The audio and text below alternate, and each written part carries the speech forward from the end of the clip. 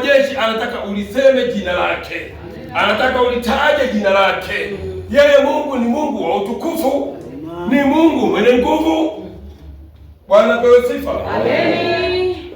Ndio amri ambayo alikuwa anawapa wana Israeli. Aliwaona mapotofu yao kwamba hawa watu bila kuwapa amri hizi lazima wataabudu miungu mingine. Ndio maana wakati Musa ameenda mlimani amesema mimi naenda kuomba. Alipopandisha mlimani kuomba, anarudi na zile amri amezibeba, akakuta wale watu wake wamechonga lisanamu. Wamelichonga lisanamu, wametoa mikufu yao ile ya bei, hereni zao, nini, vitu vyote ambavyo walikuwa navyo vya gharama, wakavichoma kwenye moto vikayeyuka, wakatengeneza lisanamu ambao ni kama ndama, wakaliweka mahali pale, wakaanza kuruka na kuliabudu. Wanaruka na kushangilia. Lakini mtu alipokuwa anashuka na waangalia, roho yake ikachafuka. Bwana Mungu akachafuka, akasema hawa watu watanielewa mimi Mungu mpaka lini? Kwa sababu ni mimi Mungu mwenye wivu. Leo wanakwenda kuabudu kitu ambacho hakisemi, kitu alichokichonga kwa mikono yao. Je, mwanadamu anaweza kujiumba yeye? Hawezi kujiumba mwanadamu. Ikiwa wewe mwenyewe umeshindwa kujiumba, utakujaje kuitengeneza kitu ambacho hakisemi halafu unakiabudu? Bwana pewe sifa. Musa wakampa adhabu ya kurudi tena mlimani kwenda kumuomba tena Mungu msamaha kwa yale aliyowakuta wanatenda mahali pale. Akasema watu wametengeneza kitu ambacho hakiongei, kitu ambacho hakisemi, wanakwenda kukiabudu. Hicho ndio anaruka anasema ni Mungu wao. Mungu wa mbinguni aliyewatoa Misri kwenye shida, wamemwacha. Aliwavusha katika bahari ya Shamu, ile bahari kubwa, wamemwacha. Aliyowatendea muujiza mkubwa, akaigawa bahari ya Shamu, wakavuka, wamemwacha. Wameenda kuliabudu lindama ambalo aliongea. Bwana pewe sifa. Amina. Ndicho tulichofika katika kizazi cha sasa. Kizazi hiki ambacho watu wameacha kumwabudu Mungu, wanaabudu misanamu. Misanamu kwa sababu leo watu ukienda kanisani, wachungaji wanaabudu sadaka au waabudu mtu.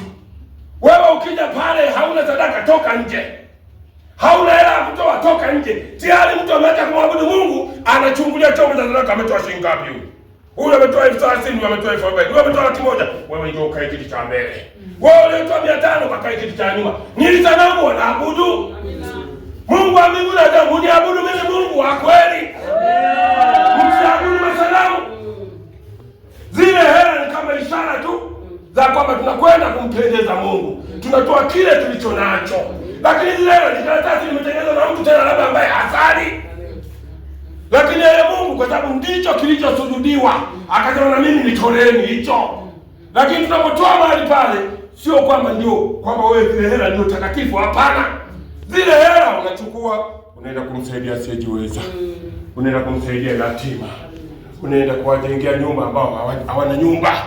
Unawasaidia wale, ndio msaada ambao Mungu anasema mmenipendeza mimi Mungu. Kwa sababu zile hela zinaenda kufanya kazi ya kuwaokoa wale walioshindwa. Amen. Bwana pewe sifa. Amen. Unamwacha Mungu, mwingine anakosa hata raha. Unakuta umeingia kanisani, unakuta mwenzako amevaa nguo mpya. Amevaa nguo ya gharama ya 100,000, ya 80.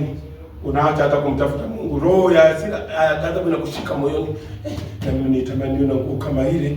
Wenzako wanaimba, wanashangilia, wanamsifu Mungu, wewe mawazo yako kwenye nguo tu. Nguo ile. Mimi na mimi ningekuwa na nguo kama ile.